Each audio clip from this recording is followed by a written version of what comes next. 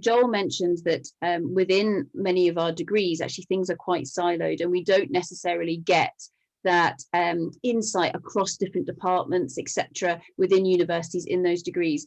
Do you think that there's, and also I guess with that, when the circular economy was first put together, there was no input arrow, and now of course looking at those diagrams, the business side of things say, hang on a second, that diagram doesn't work. Do you think that there's almost a change in the way in which universities can construct courses, or ways in which students can get the most benefit out of universities when they're studying? That's a very interesting question, Sarah. And so the first thing with a university is it's probably rooted in a discipline and will need to stay there to some extent. If you're studying engineering, then you want to come out with an engineering degree or a geology degree. But we can, what I see is people putting in modules.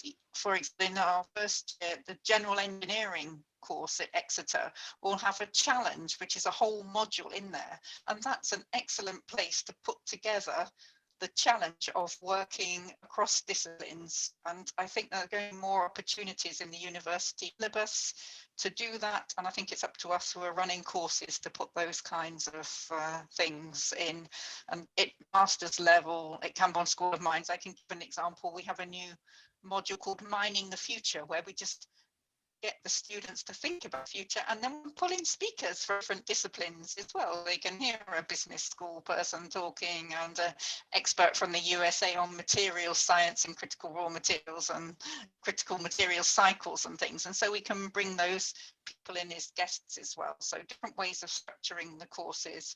And I think that's what's important. So you don't just want a degree in, I don't know, maybe circular economy or something. You want to get these ideas and challenges seated in all of the disciplinary degrees. So, yeah, very interesting topic. See what happens next. Great. So don't destroy the disciplines, but do make sure that there's the understanding within those disciplines of what's going on elsewhere, where you're getting the kind of the cross-sector, etc. approach.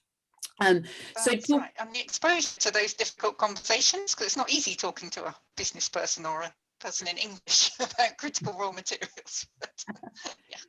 So talking about, I guess, speaking almost like across disciplines, Amanda, if I can maybe bring you in on a question here to say that, okay, so your talk was absolutely fantastic, but your role at the moment, and maybe you want to tell us a little bit about Arch and everything that you're doing, because this is something here where you've got the opportunity to take the might of the investing world and say, well, let's actually invest in a responsible manner within raw materials, etc. And so almost that involves bringing together people who don't necessarily talk they behave nicely together, but they don't necessarily understand one another.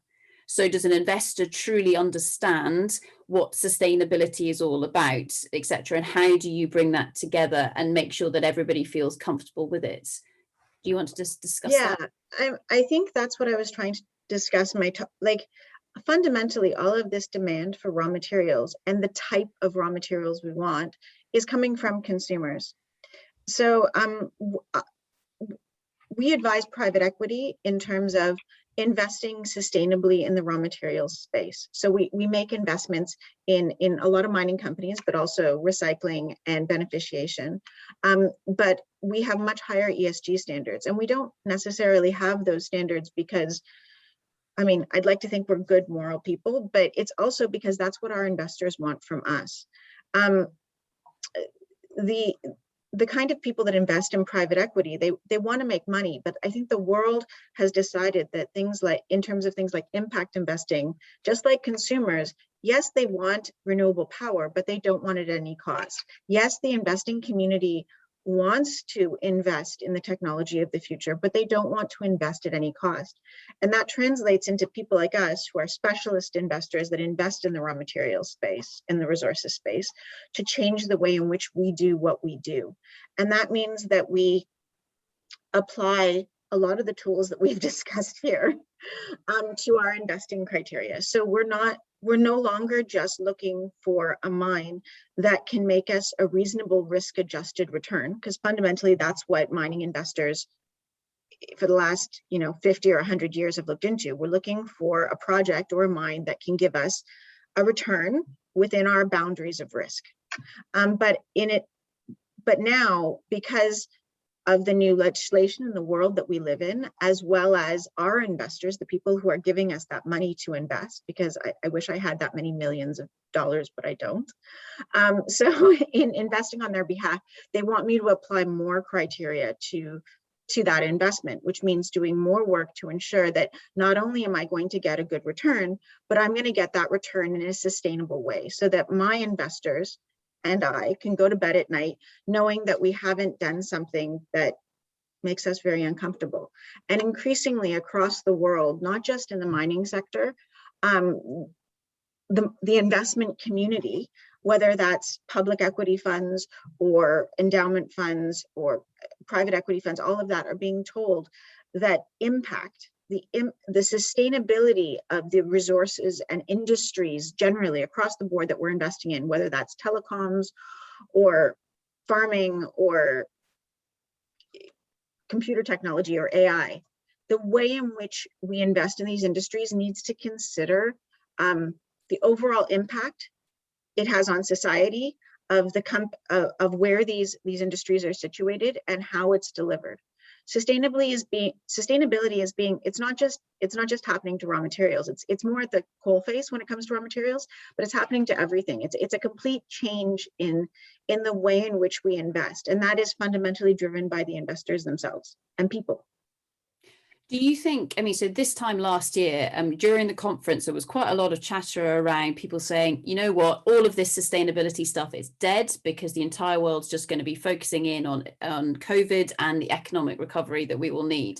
And in actual fact, what we've seen over the last 12 months, thank goodness, is almost the polar opposite to that happening. So it almost, I almost see that there's been like a massive increase in momentum as we see the investment world swinging into this space where there has to be sustainability involved. How soon do you think it's going to be before it truly is mainstream and a core part of all investment? Or do you think it's never going to be core to absolutely everything and we just need to get a majority there? In the West, which is the world that most of us are, the Western developed world, all of our investing, as far as I'm concerned, it's done. It's there. It's already worked in. The EU Sustainable Investment Taxonomy is just one of an example, and that affects all investments, not just our industry, but it's already in the Western world. The consumers and the people of the Western world via their governments have said that if you want to invest, you need to show me that you're doing it sustainably, whether that's investing in telecoms or mining, it doesn't matter. And the world kind of said, you know, we closed down, we've incurred more debt than we incurred during World War II. If we're going to build it back, we're going to build it back better. And this is the new world order. It's there, it's done. I don't think it's a question of how soon. I think we're already there. It's just we haven't necessarily figured it out. I don't think, and this has been a theme of this conference as well. We've talked about like 50 organizations and different taxonomies and frameworks and this and that. They're not joined up yet, but they're all part of a movement that's bigger than any individual industry that is here to stay. Yeah. So with that, I've got a fairly cutting question for you that's come in from Jürgen, and he asks, how much reduction on either NPV, IRR, or whatever financial measurement you want to look for are investors willing to take to adhere to ESG standards? Significant. I mean, it's not how much will they take in terms of a discount. Everybody has different thresholds of how much money they want to invest and what return they need from that money. If they don't get it from our industry, they'll get it someplace else. But I think it's not, I'll take a 5% discount on profits if you give it to me sustainably. It's, this is the return level I need, and give it to me sustainably or don't. If I don't invest in you, I'll invest in someone else. And then the market will move with it. This happened, there was a couple of questions earlier. I think Ruth might have posed them, like, have companies said they'll pay more? the companies have said they're willing to pay more if necessary, but I don't think it's going to be necessary because the price is going to go up significantly. And the people that are going to pay, the people who are going to have the discounts are the people that don't produce sustainably, because nobody will buy their product. Thanks for that, Amanda. That is a brilliant little soundbite that you just gave us there. If they don't do it, no one's going to buy it. So brilliant. I'm just going to turn to the rest of our panel now. And I think one of the recurring themes that we've seen this morning is where do people need to get involved, or almost where people have been surprised by, well, as Alexander Stafford said this morning, this time last year, nobody in Westminster was talking about raw materials at all. It just wasn't a topic of conversation. And there's been a huge push over the last year with the likes of the Critical Minerals Association, and we're going to hear from them on Friday, around really trying to push forwards the message in terms of where raw materials, etc., fits into this broad picture, and why, say, members of government should actually be interested in all of this. So I'm just going to go around our panel, and Michael, perhaps if I start off with yourself and ask, could you give an example of where over the last however many years you felt that you had to get involved with something, either to just make people aware or cause a change or cause disruption, or have you gone about it in a different way? So the topic is, where have you had to actively get involved or cause disruption? Michael, over to you, and then we'll go to Jeff. The one that springs to mind is probably in EITI. So this is going back quite a few years to my time at BG Group, when there was this kind of swirling around this feeling that, as it was expressed at the time, revenue transparency, but kind of and tax transparency was somehow important. There was lots of things happening, but the company, others, and not just BG Group, but the industry generally, was not really too sure what to do about it. There was this thing called the ITI, which was still kind of in fairly nascent form then. And so personally at BG Group, I kind of had to pull this together and kind of shape BG's response to it and get kind of internal buy-in to kind of really, and also kind of encourage as much as you could other, and work within the industry to kind of encourage and to kind of take it more seriously, but actually, you know, kind of engage fully on the fully with EITI. So that's the example that I can think of. In more recent past, on specifically on beneficial ownership, I suppose it's really kind of encouraging companies. For example, Tim and I have spoken at kind of done a number of workshops where the question we get asked from some in industry is, why is this important? Why should I declare my beneficial owner? You know, what's this got to do? And Amanda asked earlier about privacy and confidentiality and personal safety, and those are concerns and there are issues, but there are ways to address those. And so it's really kind of saying, well, look, this is why I'm not going to go into the arguments now, but beneficial ownership is important. It is about, you know, knowing who you're, ultimately it's about knowing who you're doing business with and getting a higher degree of comfort that they are acting responsibly and are not one of the bad guys. Great, thanks for that, Michael. Jeff, how about yourself? And then we'll go to Mark. I mean, I would say that the last 18 months, the supplier due diligence angle has been how we've been trying to kind of get into things. I mean, we created, you know, our original focus has always been on economic development. We're an international development organization, but as much as I'd love it for investors and northern stakeholders to care about economic development in Africa, for example, the reality is, as a consumers and ESG, they really care about risk mitigation. So I will say that in the last 18 months or so, I mean, the real big focus and the angle we've been trying to play with is certainly around, and I mean, to be blunt, not getting sued. I mean, that's just what motivates people, right? In terms of mining companies buying from suppliers, or for that matter, end users buying from mining companies, right? We have been, I guess, frustrated in the sense that the responsible sourcing dialogue about mining always sort of portrays the mining supply chain as ending at the mine, as in as long as the mine doesn't have child labor, therefore it's fine. But that doesn't make sense, given more than half of all economic value during mining is upstream in procurement. So we've been trying to play that angle quite a lot in trying to disrupt, shall we say, the OECD due diligence conversation.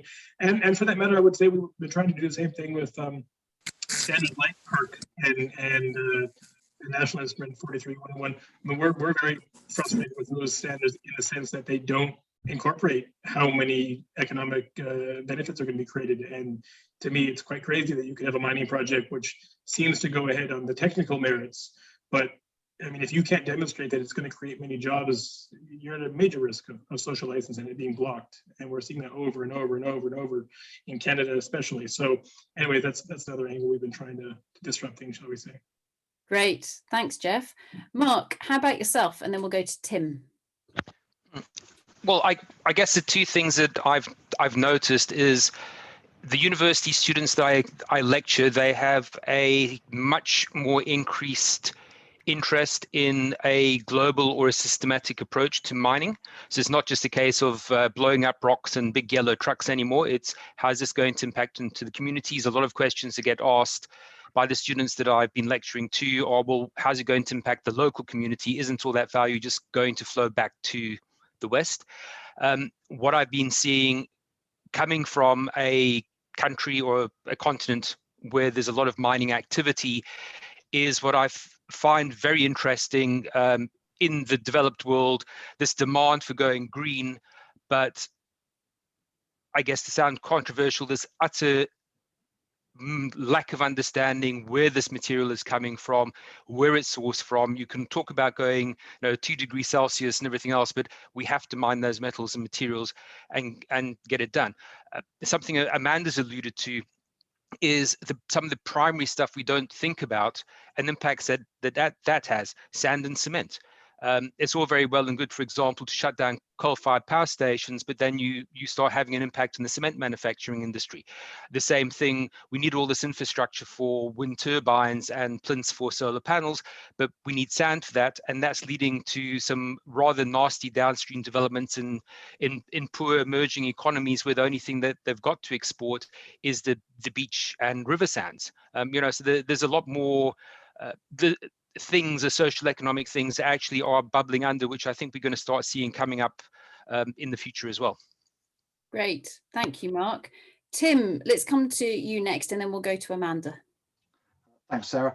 I mean, I could talk about tax transparency and the fact that I was involved in the policy debates around that at the time that all the Google, Starbucks, etc. stuff happened after the global financial crisis, and I think we've got another wave of that coming post-COVID. But more kind of relevant specifically to this conference, I mean, historically, the debate around beneficial ownership transparency has been rooted very much in NGOs, in civil society, lobbying governments to end opaque ownership structures, complex ownership structures, and undisclosed interests. And then governments have maybe made a commitment to do something about that, but then not necessarily known what to do next, have either the resources or the expertise, particularly in parts of the developing world, to then take that forward and actually do something about it. So one of the things Michael and I are trying to do actually at the moment is move that dial a little bit to say, actually that debate should be something that is across all stakeholder groups, including the private sector, and should move beyond just putting pressure on governments to do something into actually practically saying, well, what is it that governments really need in order to be able to do it? What is the expertise that they need? What are the resources that they need in order to be able to make that change? Because I think part of the challenge at the moment in the area that we work is that there's a lot of well-established campaigning and lobbying. What there isn't necessarily is as much to follow that up and help governments that actually want to commit to improving governance around around the extractive sector or other areas to then actually practically do it. So I think that's kind of a one that's really current, if you like, and I think is only going to become more current in the wake of COVID and some of the challenges there have been around procurement and potential sort of corruption around procurement, etc., and increased focus on where governments and how governments have spent money over the course of the last couple of years, and whether or not really governments understand who's behind some of the companies. I mean, we've got that question being raised currently in the UK, but I'm sure that those questions are coming up all around the world in terms of how exactly have governments been spending money over the last 12 months and whose pockets have that got into. So that's kind of a current one, I suppose. Thanks, Tim. Brilliant. Amanda, over to yourself, and then we'll finish with Francis. Yeah, thank you. I think that I see a stakeholder in this, as I mentioned before, that a lot of people don't consider when they're having these big stakeholder frameworks. They forget the end stakeholder, the massive stakeholder, and that is people, the people of the world. And the people of the world can express what they desire in two ways: how they spend their money and what they do, and in terms of who they elect in a democratic society, and the rules that they want to live under. Ultimately, government legislation is pushed by people, and buying decisions are made by people as a whole. That's the market, that's our market, that's how it works. And those people have been super clear. They want ESG, which is environmental social governance, and governance basically means transparency in their governments and in all the products and businesses that are in our society. And so slowly but surely, it's top down almost. We will all figure it out because we don't have a choice. And I think that that's becoming clear in our industry and which legislation, which standards, that is still to be determined. I think it'll partially be the market. It'll be that push pull and figure out which works best. But eventually we will consolidate. And I don't actually have an idea about which standards that's going to be, but I think the many standards will come together into an operating regime that is clear. And then it goes to the next bit, which is, and I think an example works best here, a picture, as someone said earlier. There was a Glencore trader who I was speaking to a while ago, and he said he had new rules. He needed to know what the ESG, he needed to know the provenance, he needed to know the carbon footprint, and the standards that this product that he was buying to trade on the international metals market had. And if the mine that wanted to offtake to him couldn't provide that, he simply had to go elsewhere. So that mine could only then go to people that didn't have standards and were willing to pay him a much lower price. So if they wanted to trade on the market that we all live in, that consumers in our world are in, he couldn't even accept the product, forget the price. So there's a market for sustainable, the market in the West is for sustainable products. And it's trickling down all the way to the miners, and they'll either come up to it or they'll have to sell at a much lower price or not at all into a different market that we're not all a part of. But the market, as far as we're all concerned, is for sustainability going forward. The problem is the definition of sustainability isn't quite written in stone yet, but it's getting closer to being written in stone every day. Brilliant. Thank you for that, Amanda. And passing to Francis for your input. Thank you. Yes, so I think my disruptor then, what's made me think is that often when we're talking about ESG and responsible raw materials, responsible sourcing, we're talking about what other people and other governments and companies should be doing who are working abroad all over the world. And so I'm sitting in Cornwall at the moment, and besides our China clay operations, we have half a dozen really exciting exploration projects for metals. And I think that's made me think about, okay, are we just assuming that it's all good because it's here in the UK, or are we really doing best practice? And I think that's a challenge. So that's our disruptor, is to work with our regional authority, call more counsel and so on, because they don't have time to come to a week of responsible raw materials. They're not in this space at all. They're hard-pressed people with huge job descriptions of things to get done. And so how do we're trying to interact with them. Can we pick up one of these United Nations ECE framework classifications and materials management, responsible materials systems? Actually, we're talking to Mark Burnett, who's on this call as well, about his experience of those codes and things. And I think we need to make sure that even close to home, we're really using the ESG toolbox and promoting that real sustainable and responsible raw materials. Actually, you know, walk the walk as well as talk the talk here. So that's my disruptor that we need to do.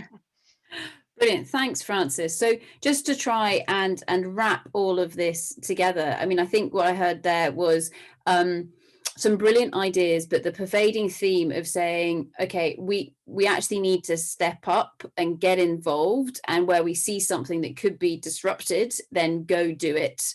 And we can always apologise later, whilst we're saying we probably don't need yet another sustainability standard. If you really want to write one, go for it and do it, because it's still in that sugarling phase of saying, well, actually, what is needed where? Also, with regards to that, as Amanda said, that stakeholder of the global population and people, which includes us. So every single one of us is a person, I think.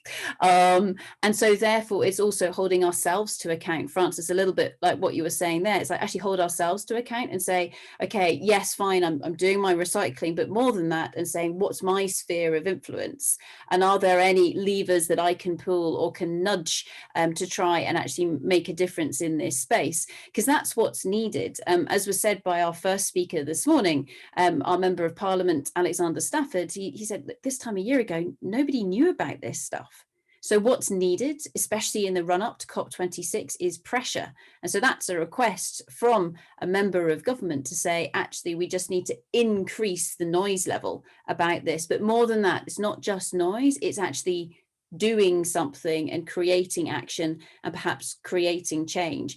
One of the reasons why all of us are here in the Responsible Raw Materials Forum is because a couple of years ago, and it was actually on Hogmanay, and being Scottish, that's quite a big deal for me, a very quick website was put together called Responsible Reserves, and in it, it said, what if we really did include ESG in the likes of PERC?